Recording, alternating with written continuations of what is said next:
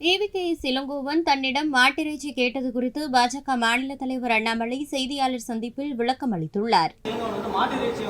நான் மாட்டை சாமியா பாக்குறவன, நான் மாட்டை வச்சுதான் பிளப்பு நடத்துறேன். நான் மாட்டை வச்சு விவசாயம் பண்ற ஆளுன்னு.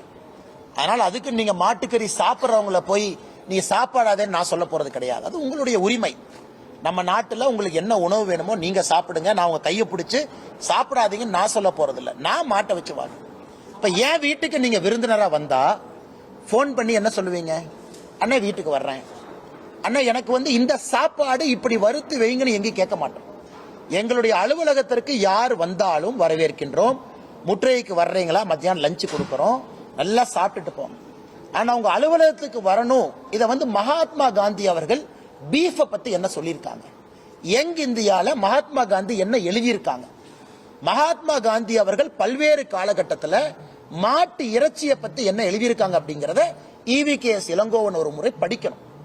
இன்னைக்கு அடிப்படையில் காங்கிரஸ் கட்சியில ஒரு தலைவராக இருக்கக்கூடியவர்கள் நான் ஏற்கனவே மறுபடியும் சொல்றேன், உணவு விஷயத்துல உங்களுடைய தனிப்பட்ட உரிமை. ஆனா என்ன நீங்க ஃபோர்ஸ் பண்ண முடியாது. உதாரணத்துக்கு நான் உங்களை கூப்பிட்டு அண்ணே நீங்க மாட்டு இறைச்சி சாப்பிடாதீங்கன்னு சொல்றதுக்கு எனக்கு உரிமை இல்லை. அது உங்க உரிமை. நீங்க என்ன வேணுமோ சாப்பிடுங்க. நீங்க என்னைய மாட்டு இறைச்சியை சமைச்சு கொடுங்கன்னு கேட்கறதுக்கு உங்களுக்கு உரிமை இல்லை. ஏன்னா நம்ம நாட்டில் இது சர்வதிகாரத்தனம் இல்லையா? இதே பாரதிய ஜனதா கட்சியில் ஒருத்தவங்களை கூப்பிட்டு அண்ணே நீங்க மாட்டு இறைச்சி சாப்பிடாதீங்கன்னா நீங்க என்ன சொல்லி. செய்திகளை உள்ளது உள்ளபடி தெரிந்து கொள்ள ரெஃப்ளெக்ட் நியூஸை சப்ஸ்கிரைப் பண்ணுங்க.